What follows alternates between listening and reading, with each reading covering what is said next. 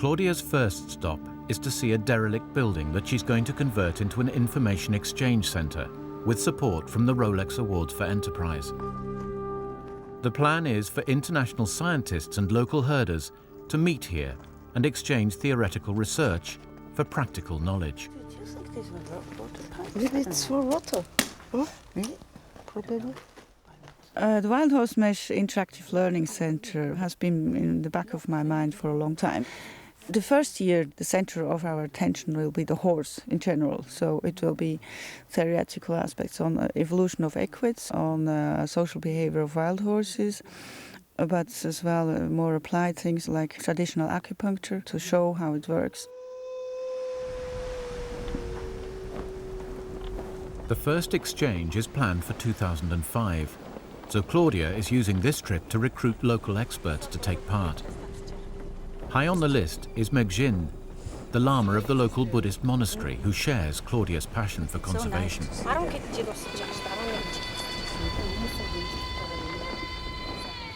In Buddhist philosophy, all animal life is respected, but Przewalski horses, called taki by the Mongolians, are considered especially sacred.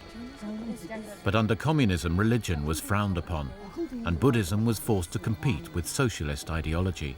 Buddhist culture survived over communist regime, but much of the knowledge was forgotten. So many Mongolian people, in fact, don't know the significance of the Buddhist symbols.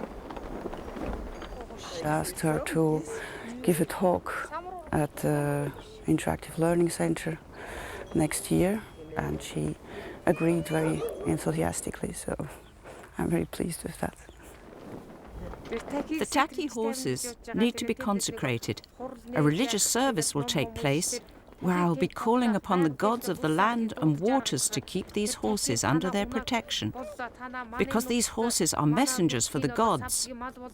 I will also be meeting local people and giving a speech on the importance of these sacred animals, to tell them that taki horses should not be harmed under any circumstances.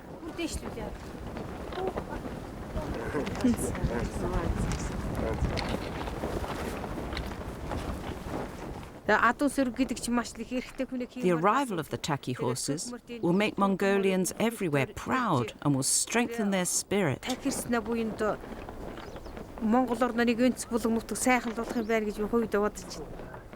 I'm extremely happy that I will have the opportunity to see these heavenly animals alive.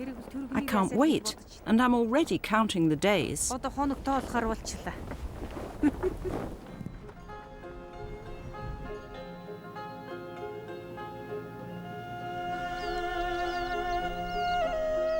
After 2 days, Claudia arrives at the site where the horses will be released in September. She has secured exclusive grazing rights here for an area of 13,000 hectares. To provide a secure environment for the new arrivals, her Mongolian team have spent the last few months building and maintaining a fence around the entire site. I feel quite horrible to put a fence up in Mongolian landscape, because one of the beautiful things about Mongolia is there are no fences. But there was no other way. The fence is not just to keep domestic animals out, not to intervene with the Przewalski horses. The fence is a part of a habitat protection project. The major threat to this habitat was overgrazing, so the only way to stop this is to keep the domestic animals out. And it works well. Grazing pressure now is probably down to 1% of what it was before. If Przewalski horses are to roam freely here one day, the problem of overgrazing needs to be solved throughout the Komintál. Under communism, all herds were state-owned and animal numbers were strictly controlled. When communism collapsed, herds were privatized and quickly expanded. To make matters worse, many Mongolians who had worked in state factories were forced to turn to traditional nomadic herding to survive. The number of herds increased dramatically, with devastating consequences. If you have overgrazing, the diversity of species goes down. first. Then the density of species goes down. That means that, in fact, the surface of the soil increases. And that obviously makes the soil more vulnerable to soil erosion here, mainly through wind. With the relentless sands of the Gobi Desert encroaching on Komintal, overgrazing could be catastrophic. Claudia provides financial support for herders to find alternative means of income, allowing them to cut the size of their herds.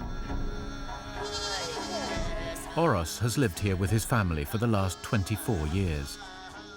With a loan from Claudia, he is now developing a business on the local salt pans. It's up to the people to decide what they want to do, and it's up to them to submit their projects, because I think motivation is very important in life, so it's much better if they have their own ideas. First they have to submit a written project proposal with a budget. Then they get a loan between 500 and 1,000 euros. They then sign an agreement that in the future they would participate in a pasture use plan on the whole of the Komintal region.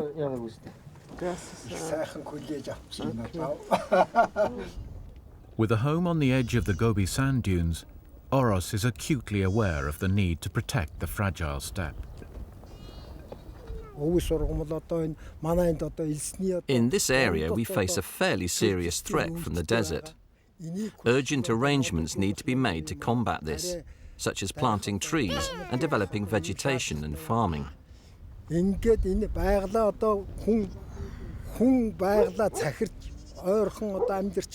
If we protect the environment and look after it properly now, then in the future we can live in harmony with it.